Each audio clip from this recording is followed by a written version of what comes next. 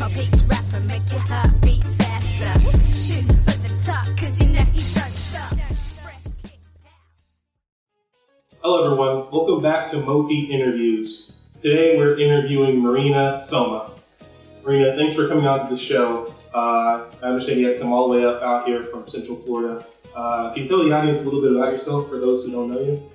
Well, you can kind of bring me into like a little bit of a nutshell of animals and animal training, writing, and obsession for Halloween-related items. So, yeah, I mean, do a lot of work with animals, and basically all my writing kind of revolves around that. So you also write? Yeah, I do a lot of writing. Okay. A lot of writing, some video production, stuff like that. Oh, so you're pretty well-rounded. All right.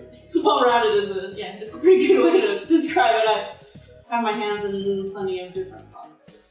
Okay, cool. So can you tell us a little bit about the troubles of the field of animal and pet behavior? Like, what are some of the common misconceptions that you see? So, I mean, you kind of divide it into two sides. You have common misconceptions with the animal side and common misconceptions with the pet side of things. And there's a little bit of a weird connection between the two. So, on the pet side of things, you tend to see kind of outdated beliefs in sciences. So one of the biggest ones I like to talk to people about is the wolf pack or the pack mentality when you're training animals, and a ton of people have that idea that, you know, corrections and punishment are still involved in all of that. And a lot of dog trainers, I'd say almost maybe 50%, it might be a little bit less now, but maybe 50% of dog trainers, you know, I'll go to clients' houses and they'll say, oh yeah, well, we had a dog trainer here last time. I'm not over-exaggerating. Well, my dog was scared of people and barking, and so the dog trainer came and shook a can of coins at them for 20 minutes and then left and charged me $500. Wow. Yeah, no. The whole alpha dog and pack mentality is a super outdated concept, and it actually falls over into the animal training side of things too, because people hear about, you know, they train the dolphins to do this or the elephants to do this, and they picture the same sort of things that people use with dog training. And that's 100% not the case. The animal training field is actually where the dog training field moved into positive reinforcement, because when it comes down to it, if you have a 800-pound dolphin, if it doesn't want to do something, it's going to swim away. I can't try to chase it around and whack it with a stick to correct it. So that's where everyone kind of found out that all of positive reinforcement is a way better way to actually train, you know, lasting behaviors and not cause other problems. But people don't realize that. It kind of goes into the animal training side of things as well, where people don't realize that the focus isn't all on the entertainment aspect either. So if I told you, oh, well, a lot of the behaviors animals are trained are husbandry behaviors. Do you have any idea what a husbandry behavior is? No idea. No clue. Exactly. Nobody does. And I didn't know anything about it, and I, you know, go to zoos and frames all the time when I was younger. I didn't know anything about it either. A husbandry behavior is basically teaching an animal to interact in its own healthcare. So some of the things you can train are insane, and you start very young, and the animals are so used to being worked with, and it's all positive reinforcement. So everything's good, and you build a very big level of trust. So if I were to ask you, what do you think the first thing that they train a baby dolphin to do? So a baby dolphin's born, it's getting older, it starts eating fish, so now we can start working directly with it, because obviously I'm not going to try to give it milk. What do you think the first thing that they want to start working with a dolphin would be? Teach how to do flips? Exactly, and that's exactly the mentality, and it's 100% not the case at all. Literally, first thing that we start teaching an animal to do is touch a target. So it's basically a stick with a little buoy on the end, and you can do virtually anything to make sure I can see every aspect of that animal and make sure they're not, they don't have any abrasions, they don't have any cuts, no lacerations, anything like that, nothing's getting infected. I can look at all the different spots, and you teach them to deal with being touched in certain areas. I want to be able to hold them still so I can look at things. All of that is really basic training, the first things that they learn, and stuff that they learn from their mom and watching their mom. They do all of that at the same time. Even the more tricky behaviors, like when they're doing jumps and flips and stuff like that, the babies, you'll see them just follow the mom around while they're doing, shows and things like that. But all of that is extremely important. You can train an insane amount of voluntary medical behaviors. If I had to go get a blood draw right now, I might punch the tech in the face. I have really bad history with that. I have met hundreds of dolphins, all of them will sit there and let you draw blood off their shoulder. They will voluntarily turn, flip, drop the fluke. You can sit there and act like you're going to do a blood draw. You can do an actual blood draw. They will voluntarily participate in it and then flip around and reinforce when it's done. If they don't want to do it, they swim away. I have seen an insane amount of animals that can do voluntary blood draws. Even animals that are protected contact, so stuff like lions and hyenas that you don't want to touch. I don't want to get in there with a lion and try to stick it because that can turn well. But I've seen a hyena stick his jugular up to a fence line and do a voluntary blood draw. Tigers and lions will do blood draws from the tail, and they'll put their tail out, let you do a blood draw, reinforce after. It's the craziest thing you've ever seen, and most people have no idea about it at all, which is crazy to me. And it's a lot of the stuff that I feel like more zoos and aquariums are trying to educate more on that side of things as well, what they're doing that are helping, because I mean, you have something like a dolphin where if I want to weigh a dolphin, it's pretty much an estimation based on how long it is and its width and all that, unless I can either pull it out of the water or get it to sit on a scale by itself. So they will haul out of the water and lay it on a scale. Sit there until you can read it and then off. It's all very, very good. Okay. So you think capital punishment and negative reinforcement should be just completely cut out of the equation when it comes to pet animal training? Exactly, yeah. So basically what I try to do, because you see a lot of dog trainers now go too hard in the opposite direction. Anyone who's in a very far extreme can get a little out there. So like, you'll see people who are all positive reinforcement. And when I work with training dogs, it is positive reinforcement, but it's not all fluffy, happy-go-lucky, give them a treat every time they do something good. It is, but you're also doing behavioral management. So if I want to work on a dog not jumping all over people, I'm going to talk to a person about, okay, well, what's the setup of your house? Can you put a gate up somewhere, let the dog wind down a little bit first, give them something else to take the edge off? Things that are more management level than actual behavioral level. Because if I'm trying to just sit there and give the dog treats every time he's not jumping on me, it's going to take a really long time for that dog to figure that out. Because they don't speak English. That's kind of the easiest situation in the world with that. So having management and being able to make sure that other things aren't impacting the behavior or can help the behavior, it makes it a lot easier. Sure. So can you tell us what you think of the movie Secret Life of Pets? Honestly, I wasn't that big of a fan.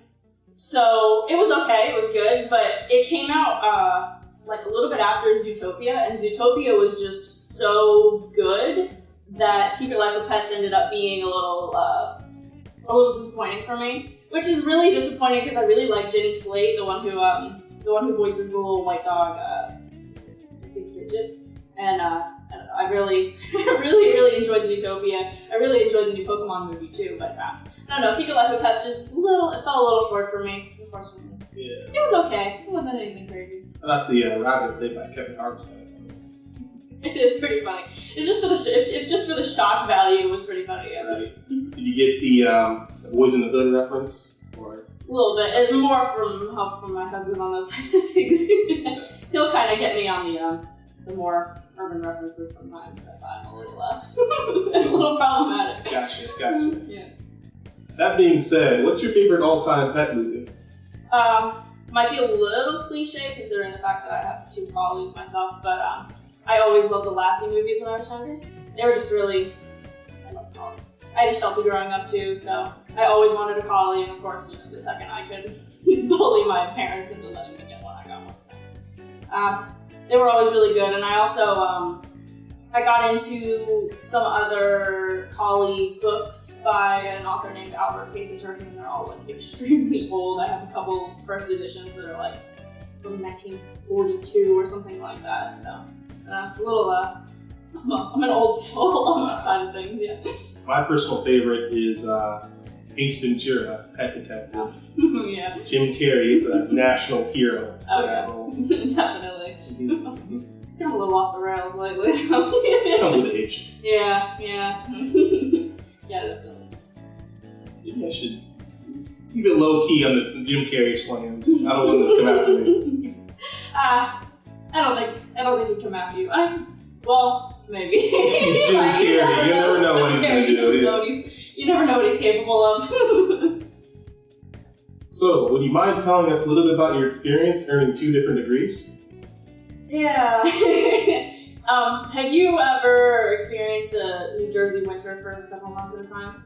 No, but I've experienced Chicago winter. No, they're not fun. So it really actually only took me an extra semester to get another degree. I double majored. So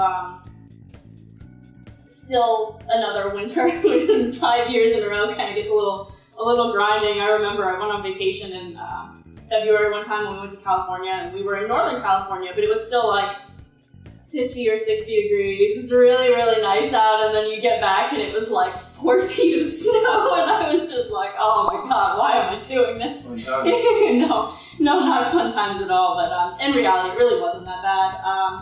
It's kind of crazy, a lot of my credits overlaid, so you have a lot of the basic education and all that, and then I added the psych on afterwards, so.